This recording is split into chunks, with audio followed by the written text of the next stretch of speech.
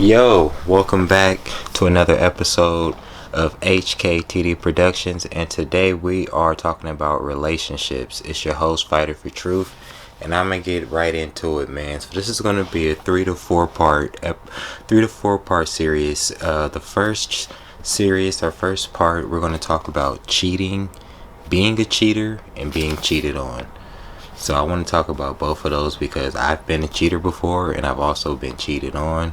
And before we get into that part, let's talk about friendship and how relationships evolve and the boundaries and standards we put up and don't put up. So me, I've always been I can consider myself a nice guy, and being a nice guy, sometimes you forget to set boundaries in the beginning of relationships. So a lot of the times I see how far it's going to go with the female, like whether she wants to be intimate, does she want to be friends with benefits, or does she actually want to be my girlfriend. And I don't know if this is just by luck, but I think I'm like the boyfriend kind of guy. Every girl I date, for the most part, we want to be in a relationship.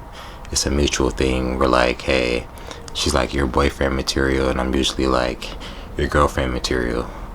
So I usually date, and I usually date to be in a relationship. So that's how it goes for me, and I'm learning through time to set boundaries and be upfront with what you want and what you don't want. But it's also hard knowing what you want and what you don't want. I'm in the later half of my 20s, and I also have children, so I've learned as I go. But let's talk about cheating, man. So once you do get into these relationships, they say it's a 3 to 8 month period of just a phase of just, we'll call it the la la la la la phase. I love you, where everything is good, everything is green. And so you get in that phase, and where you guys start after that phase is where you guys start maybe getting uninterested, bored. You just really start getting bored and want to experience different things, and just you lose the spark that you had in the beginning of the relationship. And so then people get curious, and so we have online dating, we have work, and we just have going out in the world. And then we also have partying, clubbing, bars, all type of ways to interact with the opposite sex, and have possibilities of flirting, cheating, and starting a relationship while in another relationship. That happens a lot. So we are in 2020, and the rules have changed, and everybody has their own set of rules. So this is just, it all depends on the person. It all depends on you, what works for you, and how you feel about it. So I'm gonna tell my story, man. So I was in a relationship, and in this relationship, it was with the children of my mother. We would go off and on. So we would be together 3 months, break up for 6, be together 6 months, break up for 3. We never had a full year without a breakup, but we were together for 10 plus years. So in the time in between the breakups, we would date. I would assume we would date. I was dating, and I know she had always had a friend, a backup.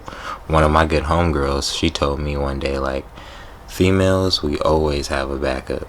There's always a backup. There's never just, this is the guy, we're sticking with him, finish. They always have a plan B. That's what she said. Now, you guys can let me know in the comments if that's true or not. Talk back to me. But, so we would have these breaks in a relationship where we would be with other people, and when we would get back together, she would always say, who have you been with? What have you done? And I would come clean and tell her everything I did. I was with this person, I did this, and then it would come her turn, and I'd be like, what have you done? And she would just say very little, most of the time nothing. And so over these years, she would get more and more information about me, what I like, how I move when we're not together. And I had very, very little information on how she moved besides what I could put together. And with a woman, it's never like what it seems. So the picture you see is the picture they paint most of the time. You might not see the real picture until they tell you. You got to get some insight. And so in this relationship, I didn't have insight until the end. And that's when you usually do get most of the insight at the end, when it's finally really over. But this relationship lasted years. And so I want to talk about when I started cheating. I started cheating emotionally. I wasn't a physical cheater. My cheating was always emotionally. I always had somebody I was talking to on the side emotionally, like she didn't understand me. So I always was venting to somebody, whether it was a best friend or homegirl. I was always venting to somebody. And I remember she would always say, "You don't understand me. You don't really know the real me." And that would bug me. I'm like, what do you mean? I'm the closest to you. I've been with you the longest. What do you mean I don't know the real you? But what she meant is, I don't know how she feels and how she acts when I'm not around. Really don't. And I had those crazy instances where you go to the same party and you're in there with your baby mom, your ex, and you're like, oh shit. Those were some weird moments, but I always kept my cool in them. But in my head, I was always going crazy. So I always started cheating emotionally. And, you know, with guys, even though I don't think we admit it, we're emotional too. Like, you know, we care. We want you to care. Everybody wants to be loved, bottom line. So that was my cheating. I always had something on the side. Something on the side. But I did have an instance where I got caught physically.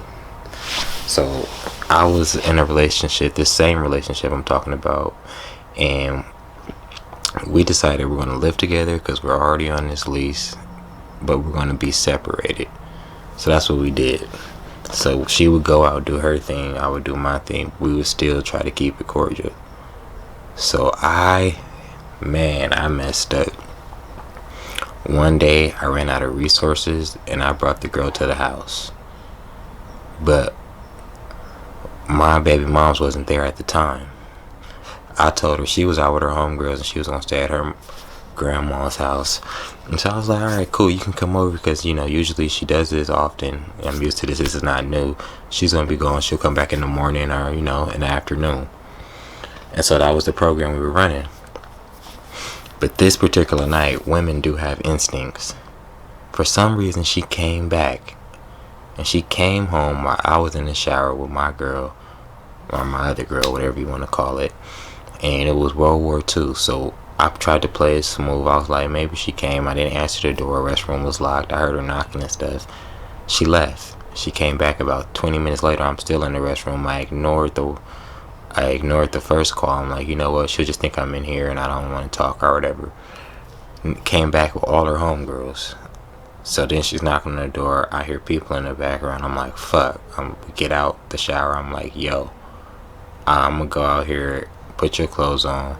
I'm gonna try to, you know, see what the deal is. As soon as I open the door, they come attack. So I'm like a lineman, 3-point stance coming out. Boom, boom, knocking down homegirls. One homegirl, watch out, watch out, watch out, watch out. And then the girl I got is coming behind me. I don't know if she's swinging or what, but she make it out the door. So I'm boom, boom, boom, blocking. She makes it out the door. I'm like, whoo. But she got long hair down to her butt. So my baby mom's ended up catching her hair. Boom. She outside now with a grip on her hair. And then her homegirls is just taking off on her. Boom, boom, boom, boom, boom. But then the girl I'm with get a couple good shots in. Some real whoop straight to the face. Boom, boom, boom. Real boom, boom. Back up off me. So then we get up the apartment gates. I'm like, what? They still trying to swing and stuff. I'm breaking up. I tell the girl, I'm like, run. So I'm jogging up the street with her. Then I stop a little bit. And I'm like, I can't go with you. You just run. I'm going to keep the pack off you. So she runs, I link up with her later. So I'm handling my scandal now. It's ugly, all them bitches is there, they talking shit. How could you do this? Whoop de wham bam. Even though technically I'm not wrong, but I was wrong for shitting where I sleep. I should have never brought him to the house. But we weren't together anyways. But whatever. And so I messed up. So I got caught up. That was a crazy night, man. To mention, I'm just in slacks, no socks, no shirts. So I walked to the homie's house down the street, get some clothes, tell him what happened. I don't even know if I got my phone at the time. I can't come back to the house. It's just like, feel foolish. She ain't having it. It was just, I look stupid. And that was my experience. Cheating, being a cheater. Now getting cheated on. Now, I'm pretty sure I've been cheated on multiple times before, but I didn't know. But the time I found out, the most recent time, was the most shocking. I moved into an apartment building downtown LA, and I'm with my new piece, and you know, she's staying at home. I'm working still in my hometown, and so that's about 30 minutes away on a good day. 20 minutes, you know what I'm saying? I shoot to work, she stay home, everything's supposed to be ready with now. So she meets a friend in the apartment building. I'm not tripping, I trust my girl. I'm like, oh, no big deal, you need a friend, you talk a lot. So her and his friend kick it, they smoke, whatever, while I'm going. I'm trusting her. Like, you wouldn't do anything, right? You got the top dog. Why would you go mess with the pups? And so, but turns out her and her friend were smashing.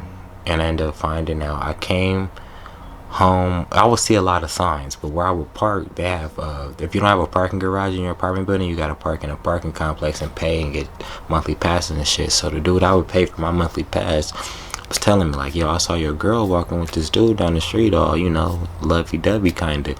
I'm like, word? He like, yeah, you should check on that. And so after he said that, I went into investigation mode for about, shit, ever since he said that, 24 hours, ever since he said that, I was on it. So ever since then, I was taking notes. And so, I'm talking to my friends. They're like, you got to hang out with the dude, check the vibe. He'll tell you if you like her or not. So I hang out with him a couple times, and I check the vibe, and I tell my girl, like, yo, he likes you. I can tell he likes you. And she's like, oh, no, you're just being jealous or whatever, or stupid or insecure. I'm like, nah, he likes you. Trust me. She's like, nah, whatever. So I let it go, whatever, Turns out they're smashing, man. But let me not get to their smashing yet. So one day she leaves. She gets a job around the corner. She's going to work. She goes to work. I don't work until later, so she leaves early. I'll see you when I get home later. Boom. She leaves. Turns out when she leaves, she goes up to his house and writes a note, knocks on his door, goes and sees him. All this old weird shit, I don't know. We gotta fill in the blanks. But how I find out is because my phone's tripping, so I need to use a phone. So I'm like, oh, let me just go up to his house, use his phone. I go up to his house to use his phone, knock on the door. Hey, what up, man? Hey, yo, I got this little bleezy. Want to smoke and I need to use your phone. Okay, bet. Boom, I'm smoking, calling, making my calls or whatever. I see a little note from my girl on her handwriting, and it says to such and such. I'm like, what? So I just grab it. No, before I grab it, I say, yo, what's that? He's like, oh, it's a note such and such wrote me. Your girl wrote me. I'm like, oh, word. So I don't open it right there. I'm a smooth. I grab it, put it in my pocket, finish smoking the blunt with old boy.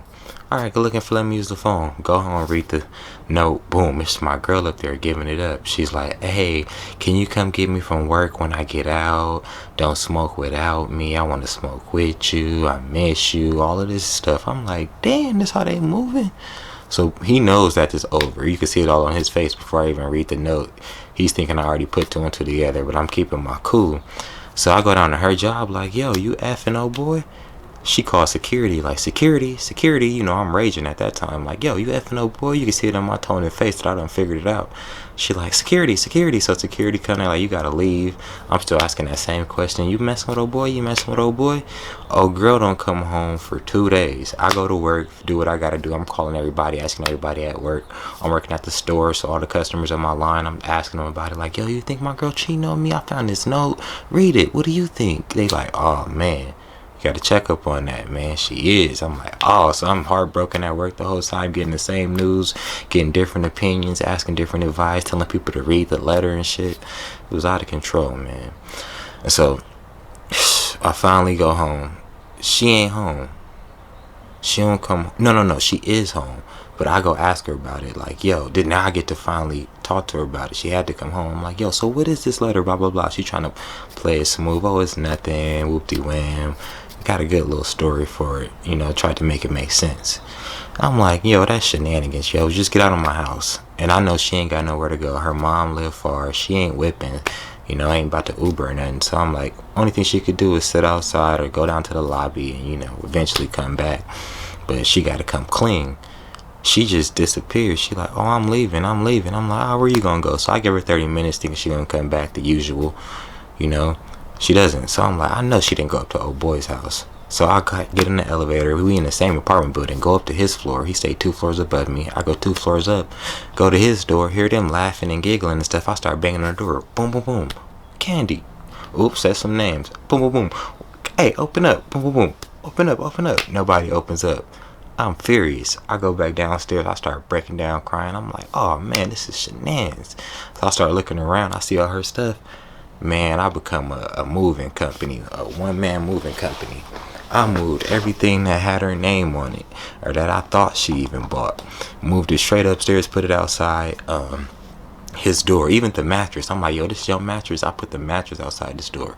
So, I'm waiting. Eventually they take it in the middle of the night. I don't see the girl for 2 whole days. Then finally I hit her up on Snapchat like, yo, we need to talk. What's going on? I need some closure or something. She comes back down to my apartment. I'm like, yo, what's the deal? She's like, oh, and she plays a sob story, blah, blah, blah. We didn't smash or whatever. I'm like, girl, I've been around the block before. Just tell me the truth. That's the only way we gonna make it. She's not telling it. She's still, oh no, we just kissed. I'm like, yo, tell me the truth. She's like, okay, we had sex. And I'm like, oh my God, I'm heartbroken. I'm sitting there kind of quiet or whatever. She turns around, does a 180, turns back around, boom, looks me in the eyes and says, but it was more like rape. I'm like, what? Oh, hell no. Oh, we need to call the troops. I'm going up there, whoop-de wham bam. She got me fired up, but she played me. I go see old boy, and every time I'm, about to take his head off and stuff, but then my intuition just played over me like, something don't seem right about this. He smashed, but they been kicking in and stuff. It wasn't no whoopty. She just trying to, Then I call my little sis. She like, girls pull that in college all the time. She in school right at the moment. She telling me this. I'm like, oh, yeah, this is just a little young girl game they playing. Boom. So, I'm gonna forgive you because I'm invested in you. Boy, was that dumb.